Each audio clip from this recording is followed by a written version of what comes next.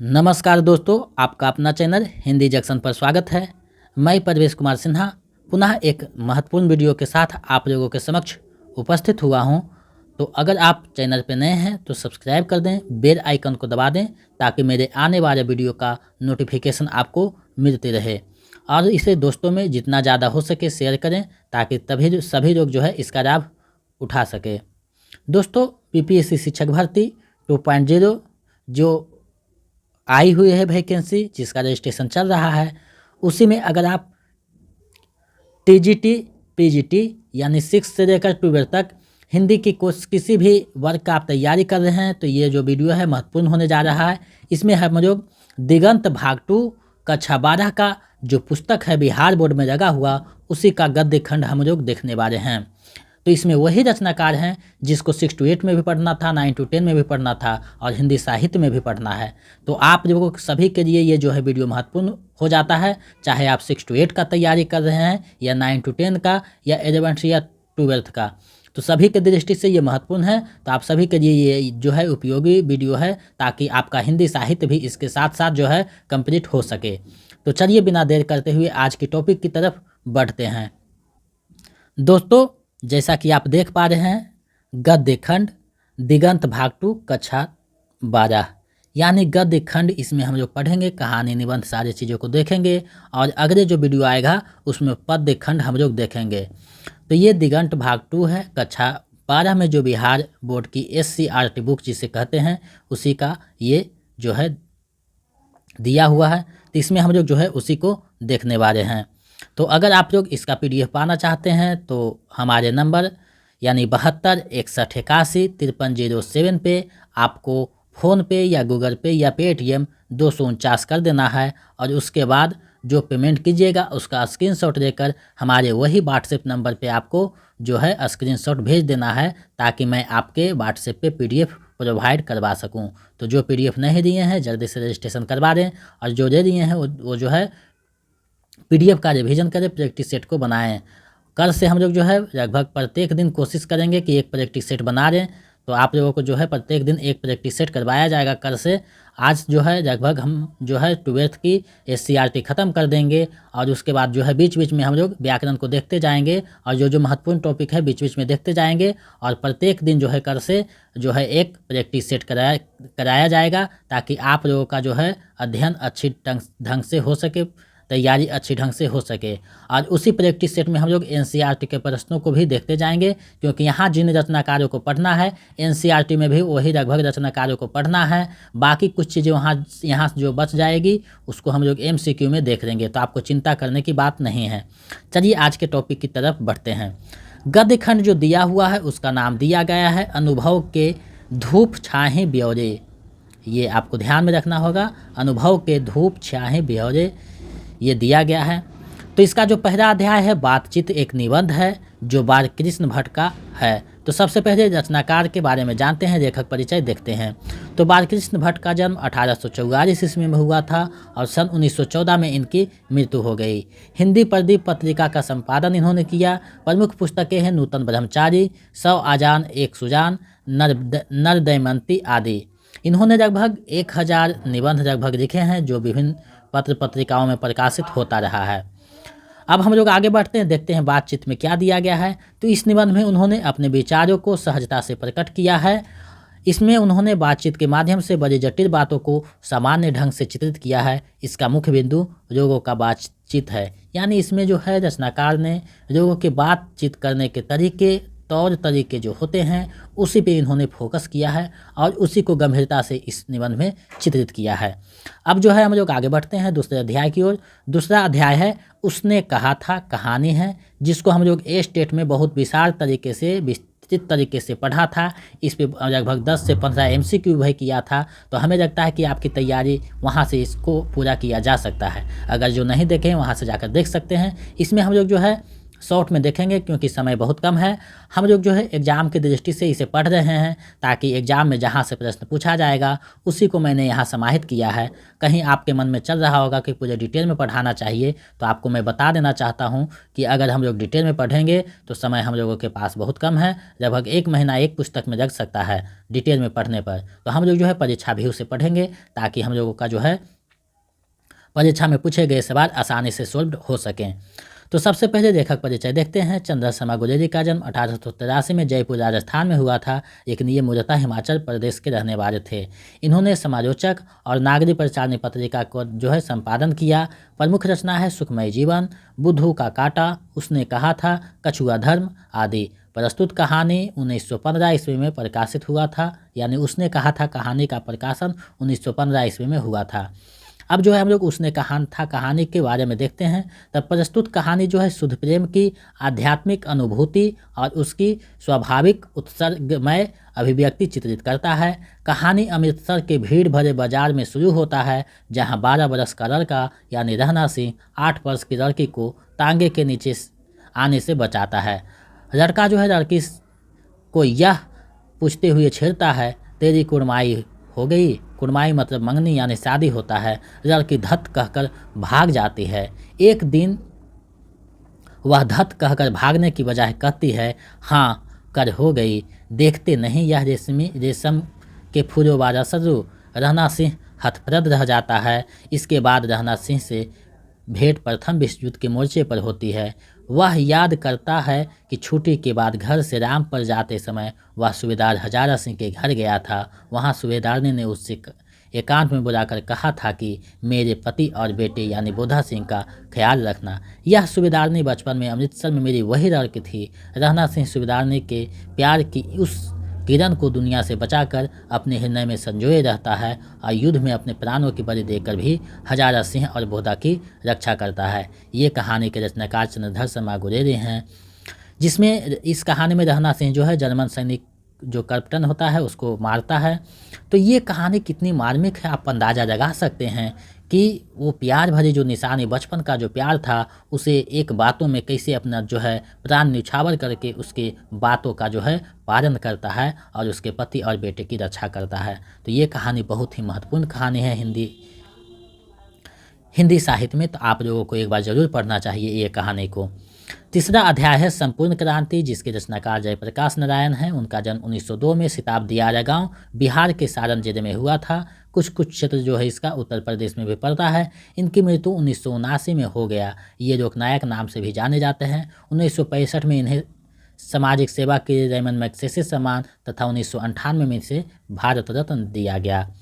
संपूर्ण क्रांति में जो है एक भाषण है जो पटना के गांधी मैदान में दिया गया था। ये भाषण जो है युवाओं में ऊर्जा भरने का काम किया और जो मजदूर तबके के लोग थे, ग्रामीण मध्य वर्गीय जो लोग थे, उनको जो है क्रांति भरी जो भाषण था अपने को पहचानने में जो है महत्वपूर्ण भूमिका निभाने का एक जो है प्रयत्न किया। ये क्रांतिकारी जी भाषण जो था वर्तमान समस्या को भी चित्रित करता है, यानी वर्तमान जो समस्या है उस समय वो जयप्रकाश नारायण जो थे उस समय जो ही ये बात किए थे, वर्तमान समस्या पे फोकस किए थे। तो ये सारी चीज़ों को उसमें संकलन किया गया है भाषण के रूप में। चलिए चौथा अध्याय देखते हैं। चौथा अध्याय में अर्धनारीश्वर है जो एक निबंध है जिसमें रामधारी सिंह दिनकर ने अपनी बात कही है। तो सबसे पहले लेखक परिचय देखते हैं। रामधारी सिंह को पिछले कई जो है पाठों में देख चुके हैं। ये वही रामधारी सिंह दिनकर है जिन्हें राष्ट्रकवि कहा जाता है। इनका जन्म बेगूसराय के सिमरिया गांव में हुआ था 1908 में, मृत्यु 1974 में हुआ था। इन्होंने कुरुक्षेत्र, रश्मिरथी, उर्वशी और संस्कृति के 4 अध्याय जैसे महत्वपूर्ण रचना दिया। 1959 में संस्कृति के 4 अध्याय के लिए साहित्य अकादमी और उर्वशी के लिए 1972 में ज्ञानपीठ पुरस्कार मिला था। अर्धनारीश्वर निबंध में दिनकर ने शंकर और पार्वती के माध्यम से जो है 2 पक्षों को सामने रखकर नर और मादा, अंधेरा और उजाला, ममतामयी और बेकरार के माध्यम से वर्तमान स्थिति को रेखांकित किया है और तुलना करते हुए दिखाया है कि कौन सा श्रेष्ठ है। साथ ही प्रत्येक की सार्थकता जो है वो सिद्ध करने का रामधारी सिंह दिनकर ने प्रयत्न किया है, कोशिश किया है। चलिए आगे हम लोग बढ़ते हैं, 5वां अध्याय को देखते हैं। 5वां अध्याय है रोज कहानी है, जिसे गैंग्रीन कहानी भी कहा जाता है। यानी पहली थी बार जब 1934 में ये गैंग्रीन कहानी नाम से प्रकाशित हुई थी। तो ये अज्ञेय की रचना है। अज्ञेय का जन्म 1911 में कसैया कुशीनगर उत्तर प्रदेश में हुआ था। ये मूल निवासी पंजाब के थे। 1987 में उनका देहांत हो गया। दिनमान, प्रतीक और विशाल भारत आदि पत्रिका का इन्होंने संपादन किया। इनकी जो प्रमुख रचना है बाबराय रही, इत्यारम, हरी घास पर छन, कितनी नावों में कितनी बार के लिए इन्हें ज्ञानपीठ पुरस्कार दिया गया था 1978 में। 1978 में इन्हें ज्ञानपीठ पुरस्कार दिया गया था। एक बूंद सहसा उछले, अरे यायावर रहेगा याद, याद का जो है यात्रा वृतांत है। तो ये सारी चीज़ों को आपको ध्यान में रखना होगा। यहाँ से भी प्रश्न पूछे जा सकते हैं। रोज कहानी को हम लोग देखते हैं। इस कहानी में लेखक अपने दूर के रिश्ते की बहन मालती, जिसे सखी कहना उचित है, से मिलने 18 में जो है पैदल चलकर पहुँचते हैं। मालती और लेखक का जीवन इकट्ठे खेलने, पीटने और पढ़ने में बीता था। आज मालती विवाहिता है, एक बच्चे की माँ भी है। वार्तालाप के क्रम में आए उतार चढ़ाव में लेखक अनुभव करता है कि मालती की आंखों में विचित्र सा भाव है, मानो वह भीतर कहीं कुछ चेष्टा कर रही हो, किसी बात को याद करने की, किसी बिखरे हुए वायुमंडल को पुनः जाग कर गतिमान करने की, किसी टूटे व्यावहार तंतु को पुनर्जीवित करने की। मालती रोज कोल्हू के बैल की तरह व्यस्त रहती है। पूरे दिन काम करना, बच्चे की देखभाल करना और पति का इंतजार करना, इतने में ही मानो उसका जीवन जो है सिमट गया है। वातावरण, परिस्थिति और उसके प्रभाव में ढलते हुए एक गृहिणी के चरित्र को मनोवैज्ञानिक उद्घाटन अत्यंत कलात्मक रीति से लेखक यहाँ प्रस्तुत करते हैं। डॉक्टर पति के काम पर चले जाने के बाद का सारा समय मालती को घर में अकेले काटना होता है। उसका दुर्बल, बीमार और चिड़चिड़ा पुत्र, जिसे टिट्टी नाम है, पुत्र हमेशा सोता रहता है या रोता रहता है। मालती उसकी देखभाल करती हुई सुबह से रात 11 बजे तक घर के कार्यों में अपने को व्यस्त रखती है। उस जीवन ऊब और उदासी के बीच यंत्रवत चल रहा है। किसी तरह के मनोविनोद, उदास उसके जीवन में नहीं रह गए हैं, जैसे वह अपने जीवन का भार ढोने में ही घुल रही हो। इस प्रकार लेखक ने मध्यवर्गीय जो भारतीय समाज है उसका उन्होंने चित्रण किया है और घरेलू स्त्री के जीवन और मनोदशा का सहानुभूतिपूर्ण मानवीय दृष्टि केंद्रित करते हैं। कहानी के गर्भ में अनेक सामाजिक प्रश्न चित्रोत्तेजक रूप में पैदा होते हैं। ये कहानी के रचनाकार अज्ञेय हैं। अज्ञेय वही अज्ञेय हैं जिन्हें मनोवैज्ञानिक रचनाकार माना जाता है। तो कहानी में जो है महेश्वर डॉक्टर, जो मालती के पति होते हैं, वो एक डॉक्टर हैं। तो यहाँ जो है मालती को केंद्र बिंदु रखकर एक मध्यवर्गीय जो नारी की स्थिति होती है, जो घरों में कैद रहकर अपने कामों में ही व्यस्त रहती है और पति के इशारों पे चलती है, उसी को यहाँ चित्रित किया गया है। यानी ये जो है वर्तमान समस्या है जिसे नारियों को तोड़ना चाहिए। यही जो है दशा का वर्णन करते हुए अज्ञेय समाज को दिखाना चाहते हैं। चलिए अगले अध्याय को हम लोग देखते हैं। 6ठा अध्याय है एक लेखक और एक पत्र, यानी एक रेख और एक पत्र। इसके रचनाकार भगत सिंह हैं, जिनको आप लोग सभी जानते हैं। ये स्वतंत्रता संग्राम के वही क्रांतिकारी जवान थे जिन्होंने फांसी को पर चढ़ना स्वीकार किया। इनका जन्म 1907 में रायपुर, वर्तमान जो पाकिस्तान में है, वहाँ हुआ था। ये इनके छोटे छोटे कई लेख जो है दस्तावेज के रूप में आज भी प्रकाशित हैं। प्रस्तुत पाठ में भगत सिंह और सुखदेव के बीच जो अंतरंग संवाद की एक शिक्षाप्रद झलक मिलती है। इसमें स्वतंत्रता क्रांति के समय की राजनीतिक स्थिति का भी वर्णन किया गया है। यानी ये एक पत्र के रूप में है जिसको भगत सिंह और सुखदेव के बीच एक संवाद हुआ था, उसको केंद्रित किया है। और उसी समय जो है राजनीतिक परिस्थिति पर भी चर्चा करते हुए भगत सिंह जो है इसे पत्र के माध्यम से प्रयोग करते हैं। चलिए अगला जो है अध्याय है उसको हम लोग देखते हैं। 7वां अध्याय है वो सदानेरा। सदानेरा जो है गंडक नदी को कहा जाता है, उसी पे केंद्रित ये रचना है। इसके रचनाकार जो हैं जगदीश चंद्र माथुर हैं, जो एक बहुत ही प्रसिद्ध नाटककार हैं। उनका जन्म 1917 ईस्वी में शाहजहाँपुर उत्तर प्रदेश में हुआ था। इनकी मृत्यु 1978 में हुई थी। इनकी प्रमुख रचना है कोणार्क, सरदिया, पहला राजा, दशरथ नंदन। ये सारे नाटक जो है बहुत ही प्रसिद्ध नाटक है इनका, तो आपको ध्यान में रखना होगा। प्रस्तुत निबंध में इन्होंने गंडक नदी की पानी को जो है मनोहर चित्रण किया है। इन्होंने इस निबंध में संस्कृति और जीवन प्रवाह की झांकी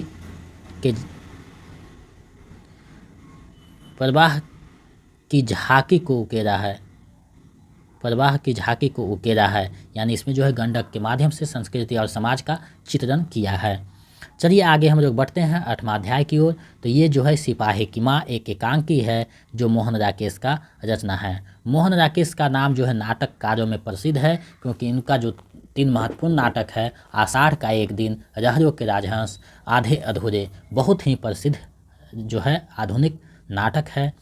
तो इसलिए इनका जो है नाटक में नाम विस्तृत रूप से प्रमुखता से दिया जाता है। मोहन राकेश का जो जन्म है 1925 में अमृतसर पंजाब में हुआ था। इनकी मृत्यु जो है 1972 में हुई थी। सारिका पत्रिका के इन्होंने संपादन किया। प्रमुख रचना है इंसान के खंडहर, अंधेरे बंद कमरे, ना आने वाला कर, अंतरार, आषाढ़ का एक दिन, रहर्यों के राजहंस, आधे अधूरे, पैरों तले की जमीन, अंडे के छिलके।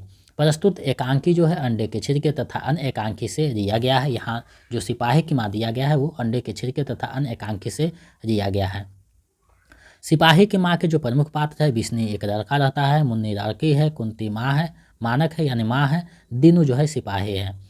इसमें जो है इस एकांकी में मोहन राकेश ने निम्न मध्य वर्ग की एक ऐसी माँ बेटी की कथा वस्तु प्रस्तुत की है जिसमें घर का एकलौता लड़का सिपाही के रूप में द्वितीय विश्व युद्ध के मोर्चे पर बर्मा एक देश है जिसे म्यांमार कहा जाता है, उसके बॉर्डर पर लड़ने के लिए गया है। वह अपनी माँ का एकलौता बेटा और विवाह के लिए तैयार अपनी बहन का एकलौता भाई है, यानी वो लड़ने के लिए गया हुआ है और बातचीत के दौरान माँ बेटी में ये संवाद चलता है। उसी पर घर की पूरा आशा टिकी, यानी वो जो फौजी पुत्र है, एकमात्र पुत्र है, उसी पर घर का जो है पूरा आशा टिकी रहती है। वह लड़ाई के मोर्चे से लौटे तो बहन के हाथ पीले हो सके, यानी शादी करने योग्य उसकी बहन रहती है। माँ एक देहाती भोली स्त्री है। वह यह भी नहीं जानती कि बर्मा उसके गांव से कितनी दूर है और लड़ाई कैसी और किनसे किस लिए हो रही है। उसका अंजाम ऐसा भी हो सकता है कि उसका सब कुछ खत्म हो जाए, ऐसा वह सोच भी नहीं सकती। माँ और छाया की तरह उससे लगी बेटी के भीतर की वह आशा जो बेटे से जुड़ी हुई है अनेक रूप रंग ग्रहण करती है। उसकी संपूर्ण नाटकीयता और रंग संभावनाओं का लेखक ने सधे हाथों ऐसा उद्घाटन किया है कि रचना के अंत में एक अपार विषाद मन पर अस्थायी प्रभाव छोड़ जाता है। एकांकी के रचनाकार मोहन राकेश हैं। तो आप लोग ये जो है एकांकी है उसको पढ़ सकते हैं। गूगल पे जो है आप कोई भी कहानी या निबंध या एकांकी को पढ़ना चाहते हैं तो गूगल पे डालिएगा तो पूरा कहानी निबंध आ जाएगा। आप लोग को पढ़ना हो तो पढ़ सकते हैं, समय मेरे तब, अन्यथा समय नहीं है। हम लोग एग्जाम व्यू से इस सारे चीज़ों को देख रहे हैं। और आप लोगों से मैं निवेदन करता हूँ कि जो भी नोट्स दिया गया है, जो भी पुस्तक बताया गया है, उसका जो है आप लोग से बार अध्ययन करें, बारीकी से देखें, क्योंकि प्रश्न वहीं से बनने की संभावना है, वहीं से पूछे जाएंगे। सिर्फ जो है शब्दों में आपको उलझाया जाएगा। तो आप लोग जो है अच्छे से जानकारी रखिएगा तो शब्द को जो है अच्छे से समझ पाइएगा। आप जब एग्ज़ाम हॉल में बैठिए तो प्रश्नों को 1-2 बार पढ़िए ताकि प्रश्न अच्छे से समझ सकें, क्योंकि कोई प्रश्न होता है जो जानते हुए आप लोग गलत करके आ जाते हैं। तो उन सब पे जो है कमांड करने के लिए आपको 2-4 बार प्रश्नों को पढ़ना होगा। समय आपके पास रहेगा तो प्रश्नों को अच्छे से पढ़ें और सही से आंसर देने का प्रयत्न कोशिश करें। 9वां अध्याय है परगीत और समाज, यानी परगीत और समाज में जो है ये नामवर सिंह का रचना है। नामवर सिंह का जन्म 1927 वाराणसी उत्तर प्रदेश में हुआ था। इन्होंने आलोचना पत्रिका का संपादन किया। ये मुख्यतः आलोचक के रूप में जाने जाते हैं। 1971 में कविता के नए वर्तमान के लिए साहित्य अकादमी पुरस्कार प्राप्त हुआ। प्रमुख कृतियाँ हैं दूसरी परंपरा की खोज, वाद विवाद संवाद, ना कहना ना होगा, आलोचक के मुख से आदि। प्रस्तुत निबंध वाद विवाद संवाद से दिया गया है। इस निबंध में हजारों वर्षों में फैली हिंदी काव्य परंपरा पर ऐतिहासिक अंतर्दृष्टि के साथ विचार करते हुए परगीत नामक काव्य रूप की निरंतरता को हिंदी समाज की जातीय प्रकृति और भाव प्रवाह की उपज के रूप में परिभाषित किया है। हिंदी में परगीत की जो सामाजिकता और ऐतिहासिकता क्या है और कैसी रही है, हमारी साहित्यिक परंपरा में उसकी अहमियत क्या है, इन बातों की प्रस्तावना निबंध अत्यंत संयत और प्रसन्न विवेचन शैली तथा भाषा में करता है। निबंध के रचनाकार नामवर सिंह हैं। चलिए आगे हम लोग बढ़ते हैं अगले अध्याय की ओर। 10वां अध्याय है। 10वां अध्याय जो है जूठन है। जूठन जो है एक आत्मकथा है ओम प्रकाश वाल्मीकि का। तो सबसे पहले ओम प्रकाश वाल्मीकि के बारे में जानते हैं। उनका जन्म जो है 1950 में मुजफ्फरनगर उत्तर प्रदेश में हुआ था। ये एक दलित लेखक माने जाते हैं। इनकी प्रमुख रचनाएं हैं जूठन, साराम, घुसपैठिए, सदियों का संताप, बहुत हो चुका, अब और नहीं, दलित साहित्य का सौंदर्य शास्त्र। दलित साहित्य का सौंदर्य शास्त्र ये पिछले बार टीजीटी में एग्जाम पूछा गया था एग्जाम में, तो आपको समझ में आना चाहिए कि यहाँ से भी प्रश्न बनते हैं। तो ये जो है हिंदी साहित्य में पढ़ा दिया गया है इनके बारे में, तो आप लोग गहरी जानकारी रखते हैं। जूठन इनकी आत्मकथा है, जो दलित आत्मकथा है, दलित आत्मकथा की श्रेणी में रखा जाता है। तो आप लोग इसको अच्छे से देखिएगा। दूसरी बात है कि प्रस्तुत पाठ जो आत्मकथा से दिया गया है, यानी जूठन उनकी आत्मकथा है उससे दिया गया है, उसी का अंश यहाँ बानगी किया गया है। जातिवाद क्या है उसी को दिखाया गया है। तो चलिए हम लोग देखते हैं एक बार इसे। लेखक का पूरा परिवार गांव में मेहनत मजदूरी का काम करता था, जिससे एक घर में 10-5 मवेशियों का काम, बैठक खाने की सफाई का काम करना पड़ता था। सर्दी के महीने में यह काम और कठिन हो जाता था, क्योंकि प्रत्येक घरों से मवेशियों के गोबर उठाकर गांव से बाहर कुड़ियों पर या उपेरे बनाने की जगह पर पहुंचाना पड़ता था।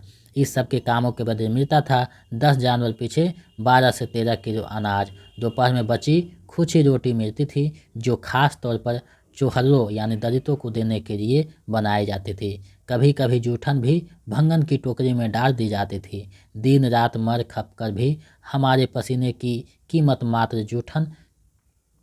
फिर भी किसी को कोई शिकायत नहीं, कोई शर्मिंदगी नहीं, पश्चाताप नहीं। यह कितना क्रूर समाज है, जिसमें श्रम का मूल नहीं बल्कि निर्धनता को बरकरार रखने का एक सस्टेंट ही तत्व था। यानी इसमें दिखाया गया है कि कैसे जो है ऊंची नीची के बीच जो है कामों का बंटवारा किया गया था और नीचा को नीचे ही समझा गया था।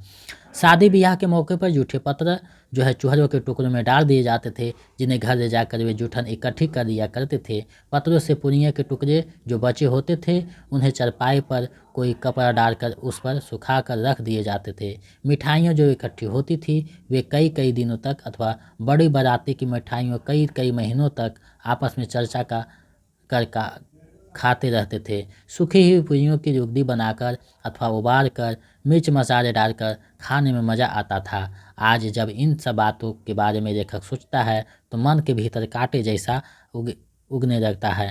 कैसा जीवन था। लेखक अपनी माँ के साथ सुखदेव सिंह त्यागी की बेटी के ब्याह में टोकरी लेकर घर के बाहर जूठन समेट कर इकट्ठा करती है। सुखदेव सिंह के घर के बाहर आने पर लेखक की माँ अपने लिए पत्थर पर खाने हेतु कुछ पुनियों की मांग करती है। बदले में उसे सुखदेव सिंह की फटकार मिलती है। वह चुपचाप टोकरी लेकर घर चली जाती है। यह उसकी महानता का प्रतीक है। जूठन जो शीर्षक है, आत्मकथा माध्यम से लेखक ने अपने बचपन का संस्मरण एवं परिवार की गरीबी का वर्णन करते हुए इस बात को सिद्ध करने का प्रयास किया है कि गरीबी के पास गरीबी है, किंतु साथ ही दिल और दिमाग भी है, साथ ही संतोष भी। ये विशेषताएं अमीरों में नहीं पाई जाती। गरीब चुपचाप अपमान बर्दाश्त कर लेता है, उसे भूल भी जाता है, दुर्व्यवहार करने वाले को माफ़ भी कर देते हैं। लेखक के संकलन में यह प्रत्यक्ष रूप से पाते हैं। इसके रचनाकार जो है ओम प्रकाश वाल्मीकि जी हैं, आपको पता होना चाहिए। एक दलित लेखक हैं। तो ये जो जूठन था उसको आप लोग देखें किस प्रकार का जो है था। 11वां अध्याय हंसते हुए मेरा अकेलापन, ये एक डायरी है जिसके रचनाकार मरियज हैं। उनका जन्म 1935 में आजमगढ़ उत्तर प्रदेश में हुआ था। 1982 में उनका जो है मृत्यु हो जाता है। इनका मूल नाम भारत जी श्रीवास्तव था। प्रमुख रचना है जख्म पर धूल, कविता से साक्षात्कार, संवाद और एक आलाप आदि। यह पाठ में उनके डायरी के अंशों को समेटा गया है। इसमें वर्तमान स्थिति और विकासवाद को दिखाया गया है। एक व्यक्ति को कितना खुला, ईमानदार और विचारशील होना चाहिए,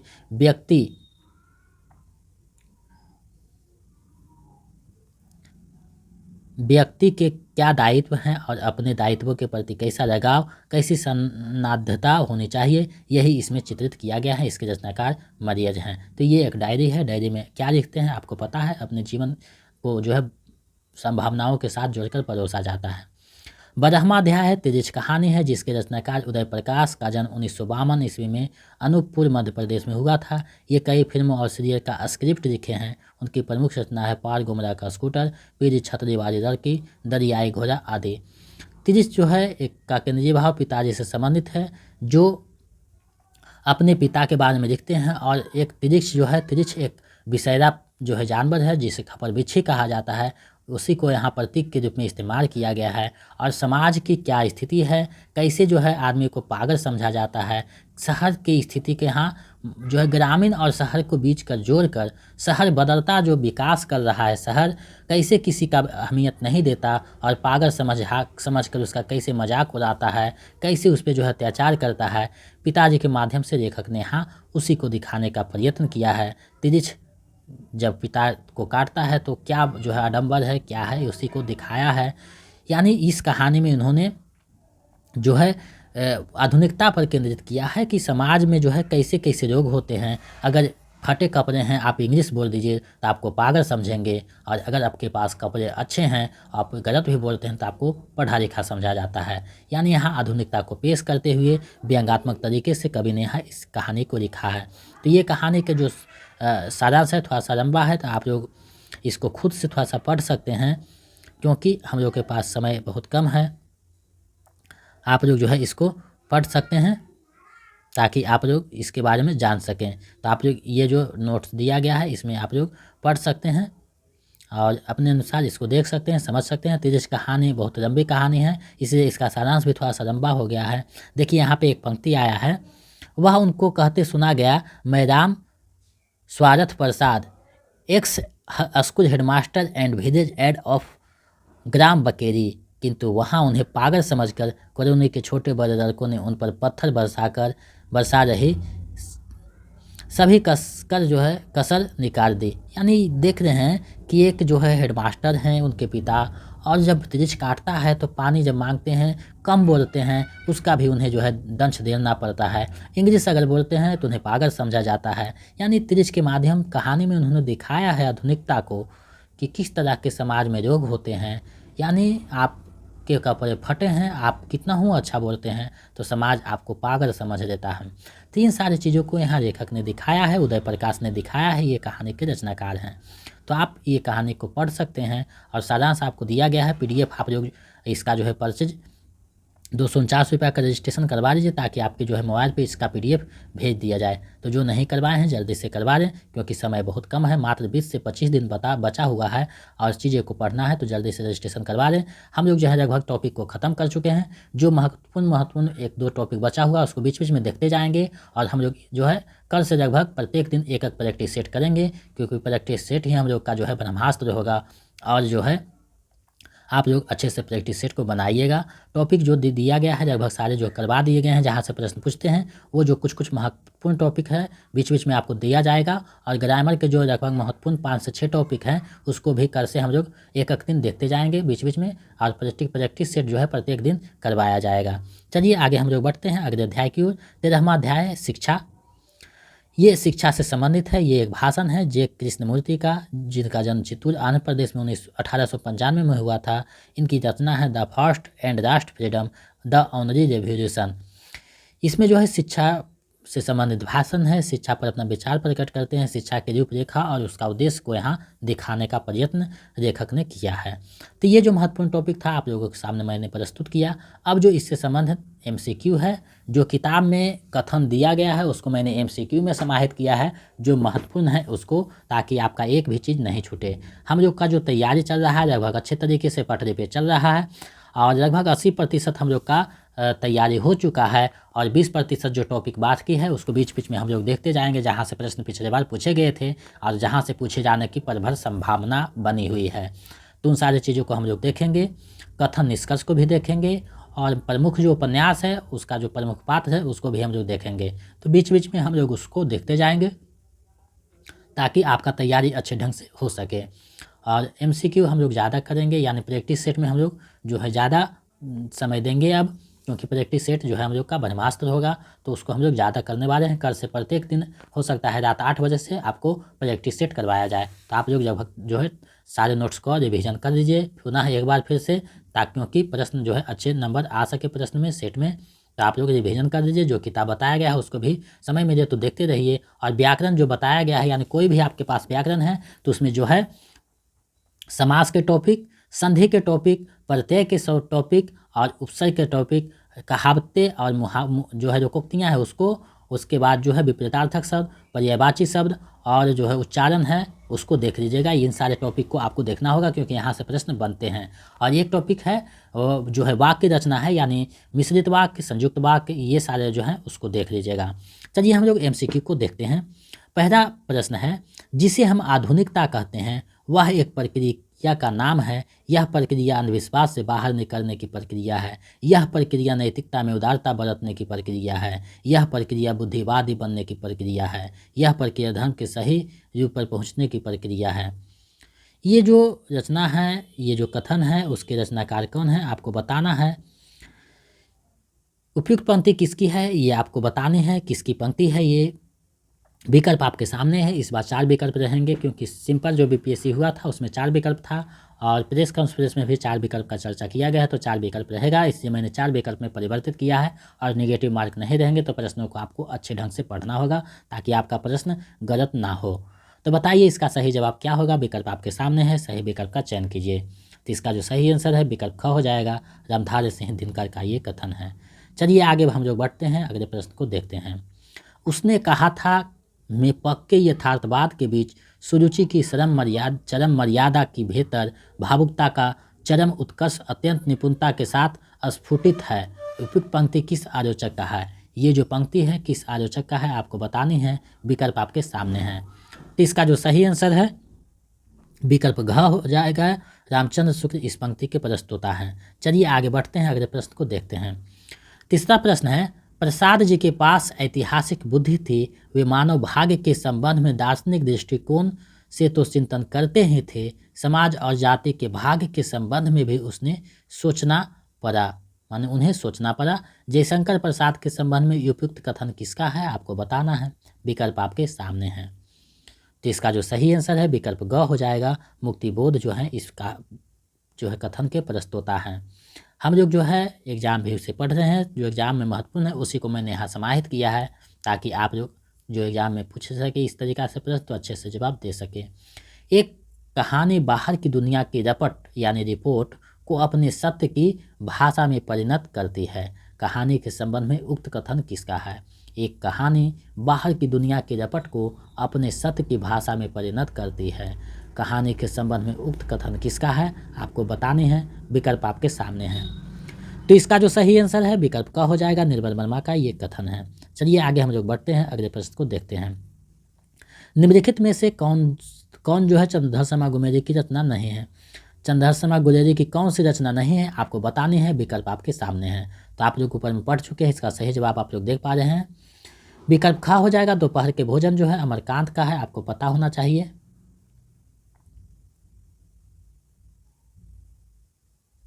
चलिए आगे बढ़ते हैं।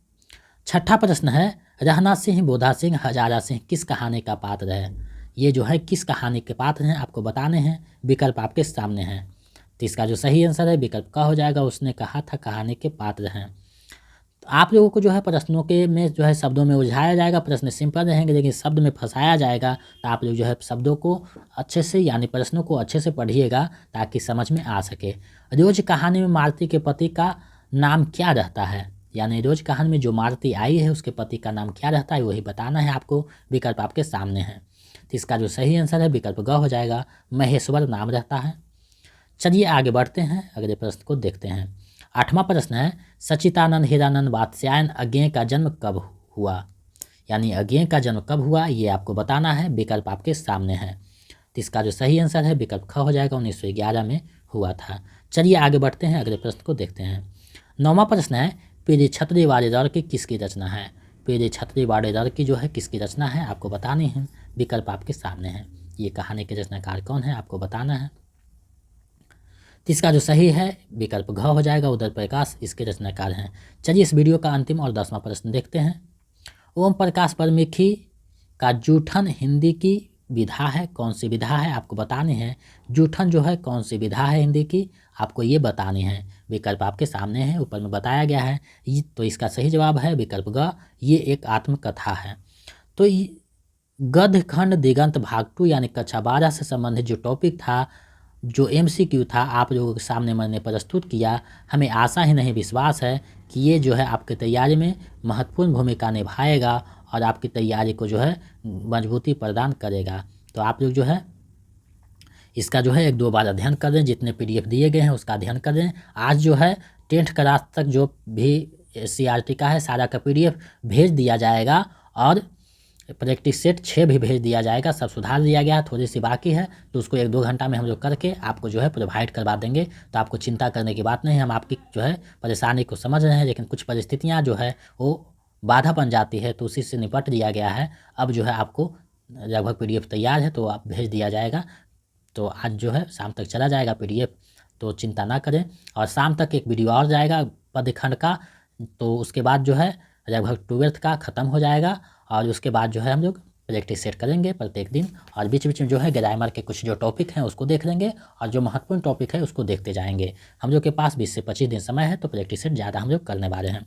अगर आप लोग इसका PDF लेना चाहते हैं, जिसका जितना का क्लास अभी तक हो चुका है, जितना का होगा, जितना प्रैक्टिस सेट हो चुका है, जितना होगा सारे के जो है आपको PDF मोबाइल पे यानी व्हाट्सएप पे भेज दिया जाएगा। उसके लिए आपको 249 रुपया मेरे नंबर जो हैं 72 61 81 53 07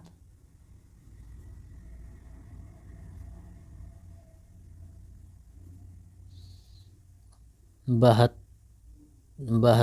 61 81 53 07 इस नंबर पे आपको जो है फ़ोनपे, गूगल पे या पेटीएम करके इसी नंबर पे आपको उसका जो पेमेंट कीजिएगा उसका स्क्रीनशॉट जो है भेज दीजिएगा, ताकि हम इधर से आपको जो है PDF प्रोवाइड करवा सकें। तो आप लोग जो है जल्दी से, जो नहीं दिए हैं PDF, जल्दी से 249 रुपये भेज कर अपना जो है रजिस्ट्रेशन करवा दें, ताकि मैं उनको जो है PDF प्रोवाइड करवा सकूं। क्योंकि समय बहुत कम है, आपको जो है PDF मिल जाएगा तो सारी चीज़ एक जगह हो जाएगा, आप आसानी से तैयारी कर सकते हैं। और आप लोग को जो पुस्तक बताया गया है उसका जो है अध्ययन करें, जो भी ग्रामर का पुस्तक है उसको आप लोग तो 1-2 बार देख लें ताकि चीज़ें को अच्छे से समझ सकें। तो ऐसे ही जो है चैनल पे बने रहें, चीज़ें को देखते रहें, समझते रहें, और नए हैं तो सब्सक्राइब कर दें, बेल आइकन को दबा दें और दोस्तों में ज़्यादा से ज़्यादा शेयर कर दें। तो मिलते हैं एक नए वीडियो में। बहुत बहुत धन्यवाद, ऐसे ही सहयोग बनाए रखें।